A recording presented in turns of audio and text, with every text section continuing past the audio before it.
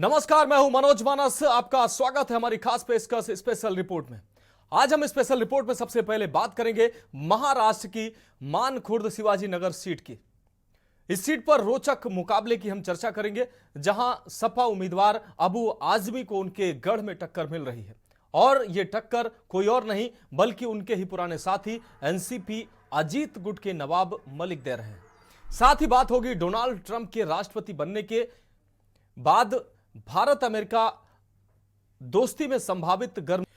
वहीं हमारी रिपोर्ट में देखिए क्यों खास है रानीपुर टाइगर रिजर्व। और चलते चलते बात बिहार की स्वर कोकिला पद्म भूषण लोक गायिका शारदा सिन्हा से जुड़ी यादों की। तो चलिए अब चलते हैं खबरों के विस्तार में।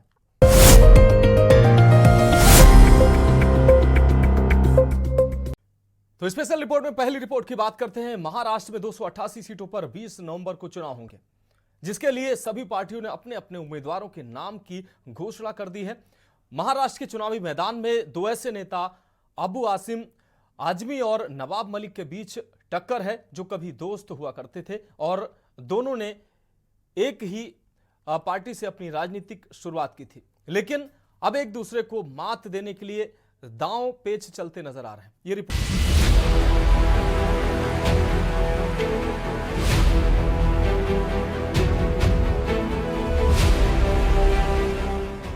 महाराष्ट्र चुनाव मानखुर्द शिवाजी नगर सीट।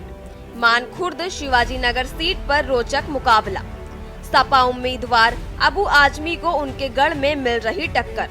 एनसीपी अजीत गुट के नवाब मलिक दे रहे कड़ी टक्कर।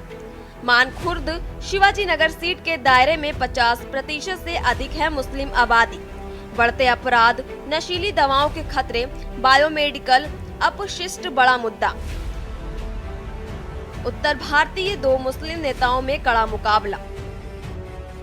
महाराष्ट्र की सियासत में उत्तर भारतीय दो मुस्लिम नेताओं की सियासत एक साथ एक ही दल के सियासी परवान चढ़ी, लेकिन सियासी वर्चस्व की जंग में अब एक दूसरे को मात देने के लिए उतर गए हैं। बात कर रहे हैं अबू आसिम आजमी और नवाब मलिक की। ये दोनों ही मुस्लिम नेता उत्तर प्रदेश के पूर्वांचल से आते हैं और मुंबई की मुस्लिम बहुल सीटों से किस्मत आजमाते रहे हैं। इनके बीच गहरी दोस्ती थी और सपा से ही विधायक चुने गए थे, लेकिन सियासत ने अब एक दूसरे को आमने सामने लाकर खड़ा कर दिया है। बता दें कि मुंबई की सियासत में अबू आसिम आजमी और नवाब मलिक जाने पहचाने मुस्लिम चेहरे हैं और दोनों ही उत्तर भारत नेता हैं।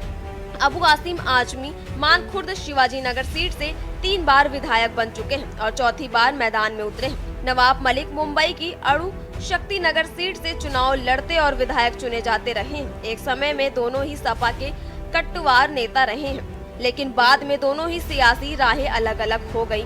नवाब मलिक ने सपा छोड़कर एनसीपी का दामन थाम लिया और शरद पवार के करीबी हो गए। अबू आसिम आजमी ने सपा की कमान पूरी तरह अपने हाथों में ले ली। आजमी और मलिक के बीच शहमात का खेल।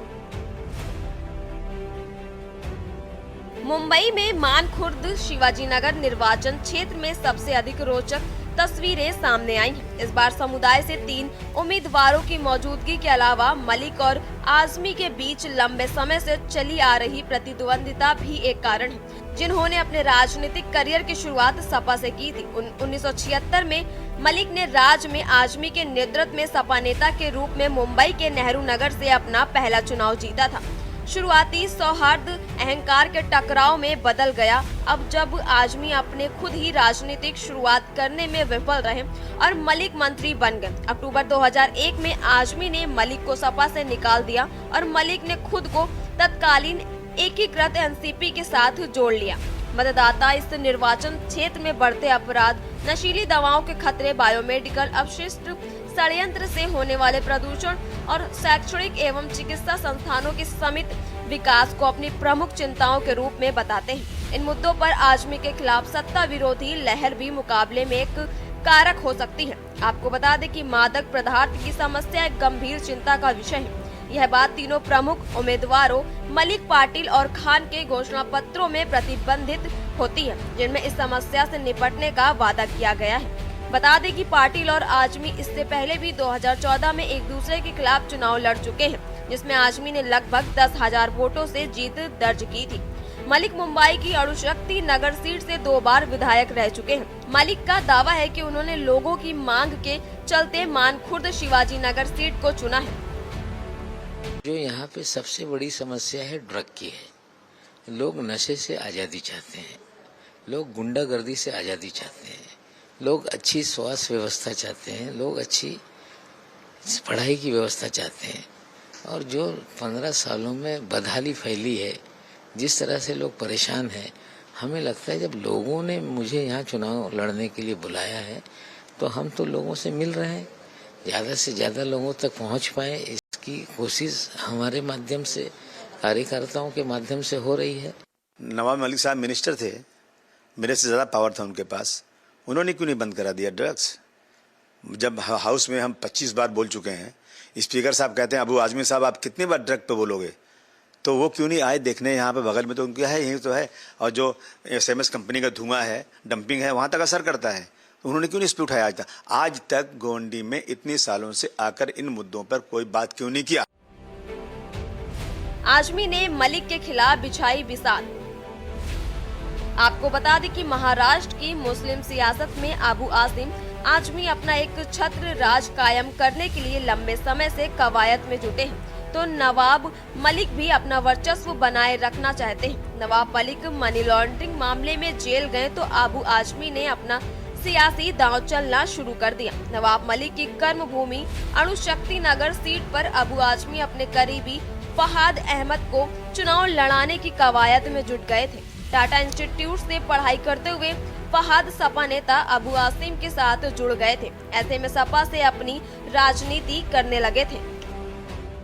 मैं जीतते ही पहले नशे के खिलाफ पहले हम लोग काम करेंगे, मेडिकल कॉलेज को लेके आएंगे इंशाल्लाह। यहाँ पे जो चौकी है, जो हमारी शिवाजी नगर चौकी जो माड़ा चौकी बन के चली गई, वहाँ पे वापस शिवाजी नगर चौकी लेके आएंगे। और दूसरी बात के SMS कंपनी बंद कराएंगे हम लोग। और यहाँ के लोगों को जो एजुकेशन के ऊपर हम लोग का ज़्यादा फोकस है। जब एजुकेशन आएगा तो ऑटोमेटिक ना नशा कम होएगा, क्योंकि यहाँ के बच्चों को एजुकेशन नहीं है, उनको कोई राह नहीं मिलती है नशा कुछ काम धंधे का। एजुकेशन नहीं है तो काम नहीं है।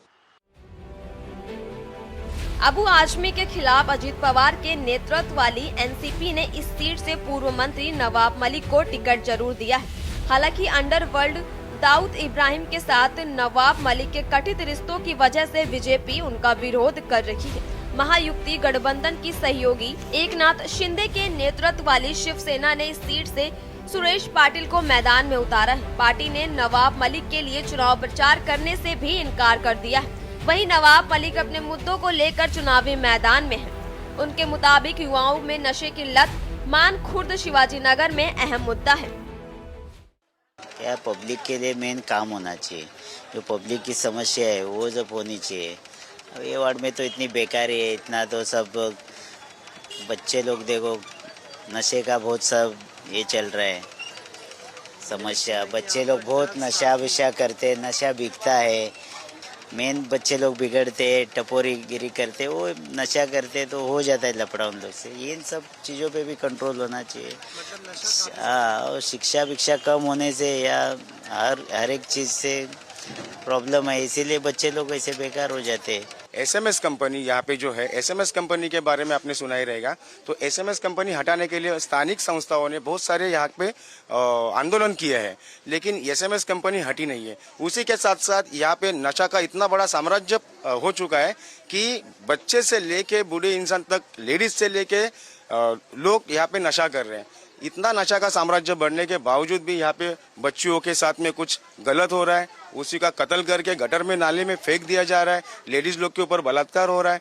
इतनी सारी गंदगी यहाँ पे फैल चुकी है, क्या बहुत फैल चुके हैं। उधर अबू आजमी लगातार चौथी बार जीत का दावा कर रहे हैं। उनका कहना है कि नवाब मलिक ने अपने कार्यकाल में इलाके में कोई काम नहीं किया। वंचित बहुजन अघाड़ी ने इस सीट से मोहम्मद सिराज शेख को टिकट दिया है।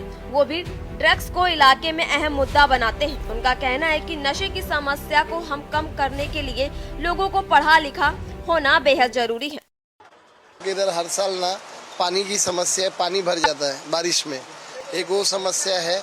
और दूसरा हमारा जो फुले नगर का उस तरफ का एरिया है, पटरी के उस तरफ का, हम लोग चाहते हैं कि वो शिफ्टिंग हो जाए। देखा जाए तो अभी इनके राज के अंदर तो ऐसा है कि बेरोजगारी, और मैं एक धंधे वाला होने की वजह से मैं ये बता सकता हूँ कि आज धंधे पानी की भी बहुत हालत बुरी चल रही है। कोई खास अच्छी कंडीशन नहीं है धंधे की।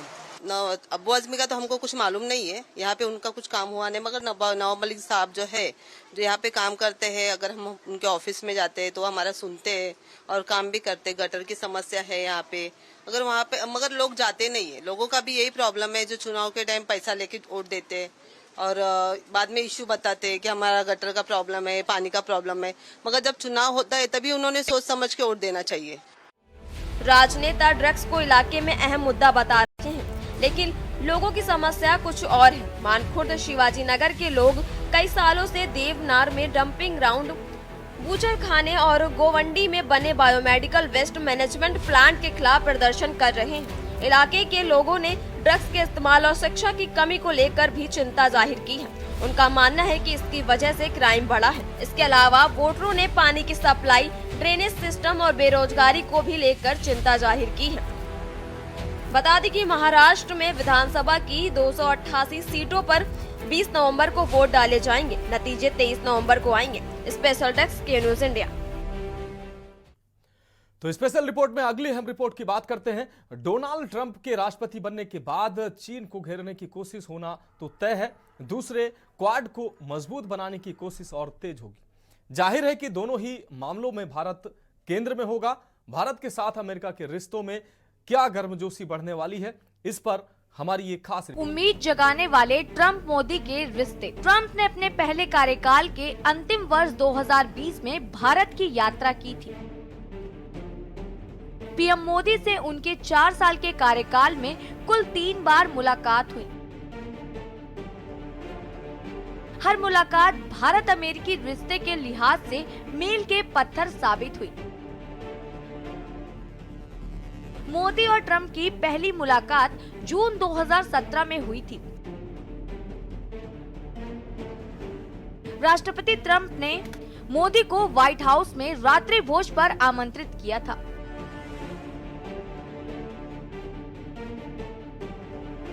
अमेरिकी राष्ट्रपति चुनाव में डोनाल्ड ट्रंप की जीत के बाद कयासबाजी शुरू हो गई है कि क्या भारत और अमेरिका की दोस्ती परवान चढ़ेगी। ट्रंप के पहले कार्यकाल पर नजर डालें तो पता चलता है कि उनके नजर में भारत की अहमियत कुछ ज्यादा ही थी। हालांकि इसके पीछे बहुत से कारण थे, पर कूटनीति यही होती है। बिना फायदे के कोई देश किसी भी देश से संबंध नहीं रखता है। आज भारत अमेरिका के लिए चाहे व्यापार के दृष्टिकोण से या सामरिक और वैश्विक संतुलन के नजरिए से देखें, अमेरिका के लिए जरूरी बन चुका है। भारत के साथ मुश्किल ये है कि अमेरिका से जितना संबंध मजबूत होगा, भारत अपने सबसे पुराने दोस्त रूस उससे ही उतना दूर होगा। पिछले कुछ सालों में जैसी परिस्थितियां बन रही हैं, उसके हिसाब से भारत के लिए अब अपनी कूटनीति में बदलाव की जरूरत भी महसूस की जा रही है। रूस और चीन एक दूसरे के नजदीक आ रहे हैं। दोनों की दोस्ती विश्व की कूटनीति पर प्रभावी होती जा रही है। अमेरिका भी भारत को इसीलिए महत्व दे रहा है क्योंकि रूस और चीन दोनों एक हो चुके हैं। आपको बता दें कि पहले कार्यकाल में ट्रंप से मुलाकात के बाद मोदी वैश्विक नेता बन गए थे।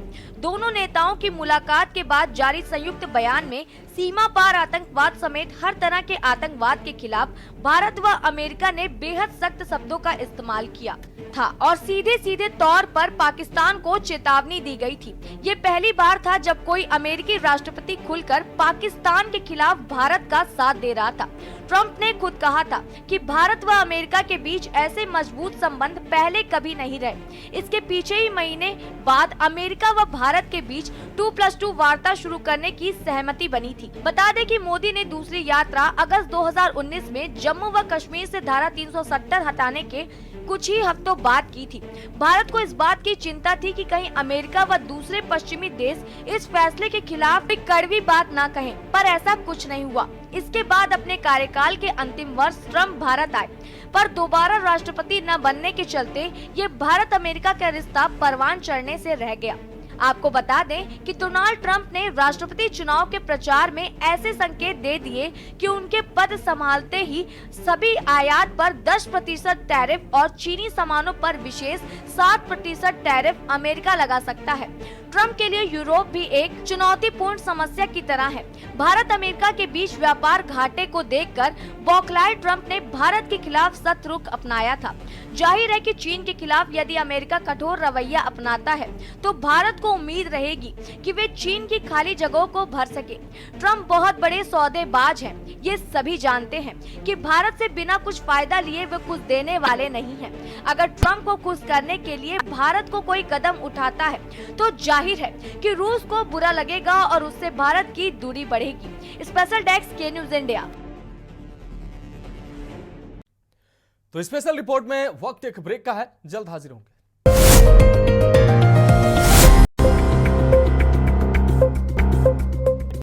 ब्रेक के बाद स्पेशल रिपोर्ट में एक बार फिर से आपका स्वागत है। अब बात करते हैं अगली अहम रिपोर्ट की।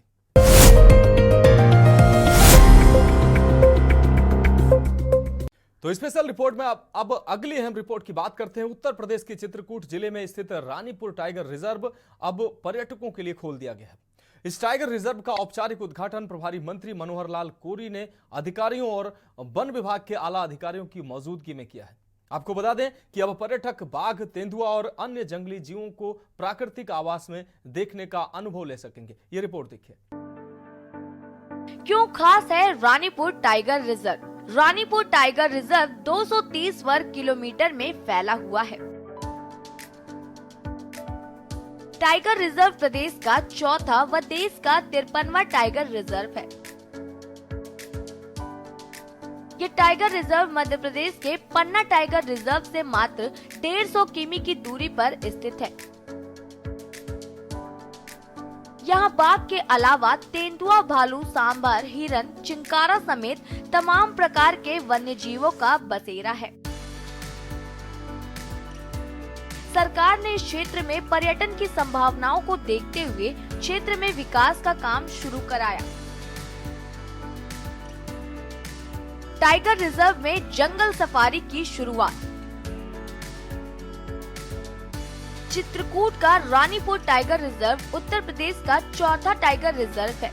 ये अब तक ये पर्यटकों के लिए प्रतिबंधित था। आखिरकार ये आम लोगों के लिए खोल दिया गया है। ये रिजर्व 530 वर्ग किलोमीटर में फैला हुआ है और इसमें बाघों, तेंदुओं, हिरणों और भालू जैसे विविध जंगली जीव जंतु मौजूद हैं। इसके अलावा यहाँ के प्राकृतिक नजारे और जीव जंतुओं के बारे में जानकारी देने के लिए वन विभाग ने सफारी की शुरुआत की है। रोमांचकारी सफारी का अनुभव।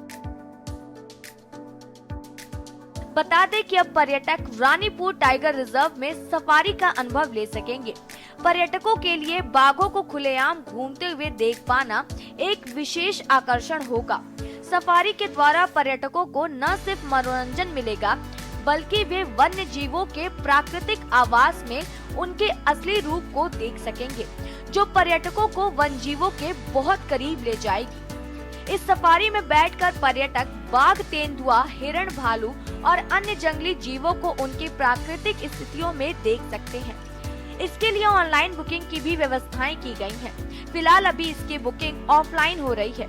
वहीं पर्यटकों के लिए रुकने की भी व्यवस्था की गई है, जहां वे एक रात या उससे अधिक समय तक रुक सकते हैं। इसके लिए शुल्क लिया जाएगा और पर्यटक सुंदर प्राकृतिक वातावरण का आनंद ले सकेंगे। वन क्षेत्र बन रहा है, इसमें हमारे हर प्रकार के प्राणी, चाहे भालू हो, चाहे हिरण हो, चाहे बंदर हो, टाइगर हो और रीछ हो, सभी प्रकार के यहाँ वन क्षेत्र में रहेंगे और इनका पूरा इंतजाम किया जा रहा है। रानीपुर टाइगर रिजर्व के डिक्लेरेशन होने के बाद पर्यटकों द्वारा डिमांड की जाती रही है कि हम पार्क के अंदर कब भ्रमण कर जाएंगे, जैसे हमारे दुधवा और चितौड़ में रिजर्व में है या पन्ना में यहाँ आस पास का रिजर्व है, उसके अंदर कर रहा है। आज ये जो शुरुआत हुई ये एक अच्छी पहल है और इसकी वजह से अब पर्यटकों को यहाँ अंदर पार्क में जाने का मौका मिलेगा। रानीपुर टाइगर रिजर्व पहले सैलानियों के लिए बंद था। ये राज्य का चौथा टाइगर रिजर्व है। अधिकारियों का कहना है कि इसके खुलने से इलाके में रोजगार के नए मौके पैदा होंगे। इसी तरह लखीमपुर खीरी का Dudhwa national park monsoon break के बाद जंगल सफारी के लिए दोबारा खोल दिया गया है। पहले दिन सैलानियों को फ्री एंट्री दी गई। यहाँ आने वाले लोगों के आराम को ध्यान में रखते हुए नए अंदाज में बनाए गए कॉटेज और रेस्टोरेंट का भी उद्घाटन किया गया है।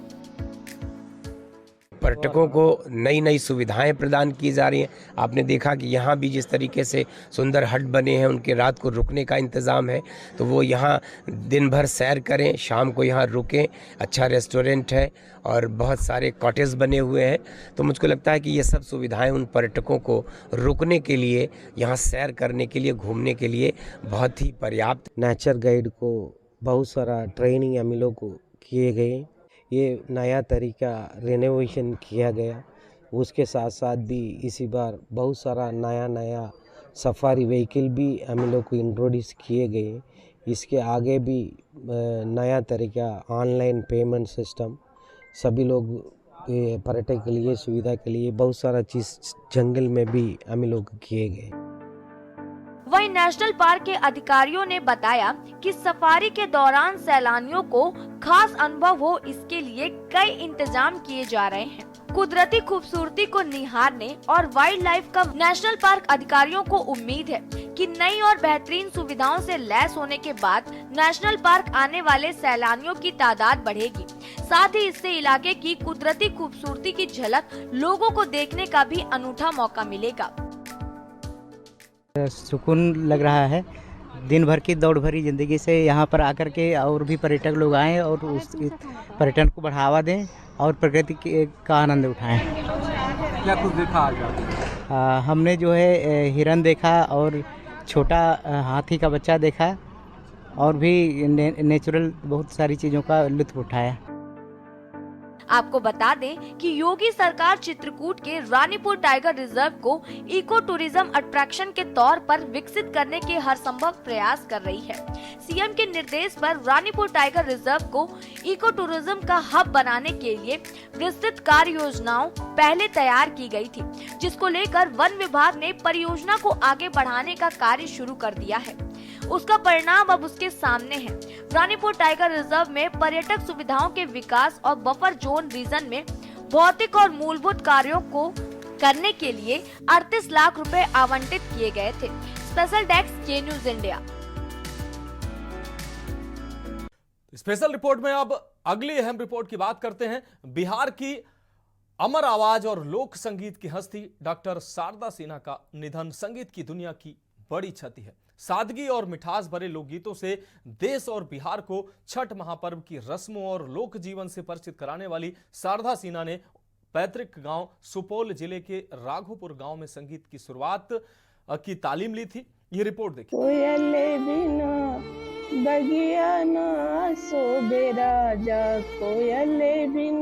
बिहार की स्वर कोकिला पद्म भूषण से सम्मानित लोक गायिका शारदा सिन्हा ने 5 दशकों तक लोगों के दिलों पर राज किया। शारदा सिन्हा ने मैथिली, भोजपुरी और मगही भाषा में कई गाने गाए। बिहार के सुपौल में जन्मी शारदा सिन्हा सिर्फ बिहार में ही नहीं बल्कि पूर्वी उत्तर प्रदेश के कुछ हिस्सों में भी मशहूर है। मिथिला की बेगम अख्तर के नाम से मशहूर शारदा सिन्हा के निधन से पूरे बिहार में शोक की लहर है। उनके परिवार और करीबी लोगों की आंखें नम हैं। शारदा सिन्हा का जन्म 1 नवंबर 1952 को हुआ था। 72 साल की उम्र में अपने जन्मदिन से ठीक 4 दिन बाद उन्होंने दुनिया को अलविदा कह दिया। बता दें कि शारदा सिन्हा को बचपन से ही गायन में रुचि थी और उनके पिता ने इस प्रतिभा को पहचानते हुए उनके संगीत प्रशिक्षण का प्रबंध किया। उनकी प्रारंभिक शिक्षा हुल्लास गांव के राधानगर मध्य विद्यालय में हुई। शारदा सिन्हा ट्रेंड शास्त्रीय संगीत गायिका थी। उनकी गायकी में शास्त्रीय संगीत और लोकगीत की छाप साफ नजर आती थी। शारदा सिन्हा के लोकगीत पुरानी पीढ़ी की याद दिलाते हैं। उनकी आवाज लोगों के जहन में हमेशा जिंदा रहेगी। शारदा सिन्हा का गायन बिहार और पूर्वी उत्तर प्रदेश के लोकगीतों की सजीवता को अपनी आवाज में बांध कर रखने का एक अनोखा हुनर था। मैथिली और भोजपुरी में उनका गाया छठ का गीत केलवा के पात पर उगेलन सूरज देव आज भी छठ महापर्व का प्रतीक बन चुका है। विवाह, होली और अन्य पर्वों के गीतों में उनकी आवाज की मधुरता और ठेठ भोजपुरी, मैथिली और मगही का रंग उनकी गायिका में नजर आता था। देश के विभिन्न हिस्सों में अपनी लोक गायकी की प्रस्तुति दी और कई मंचों पर अपनी आवाज का जादू बिखेरा। शारदा सिन्हा ने छठ के अनगिनत गीत गाए, लेकिन उनके फेमस ट्रैक की लिस्ट में छठी मैया, आइन ना दुआरिया, द्वार चेकाई, पटना से और कोयल बिन शामिल है। कई लोग बताते हैं कि वो शारदा सिन्हा के गाने सुनकर बड़े हुए हैं। बिहार की लोक गायिका को कई बार हिंदी फिल्मों में गाने के लिए बड़े ऑफर मिले। उन्होंने फिल्म हम आपके हैं कौन, मैंने प्यार किया, गैंग्स ऑफ वासेपुर 2 में भी अपनी मधुर आवाज दी है। स्पेशल डेस्क के न्यूज इंडिया। स्पेशल रिपोर्ट में आज मेरे साथ अभी के लिए इतना ही। मुझे दीजिए इजाजत और आप देखते रहिए के न्यूज इंडिया।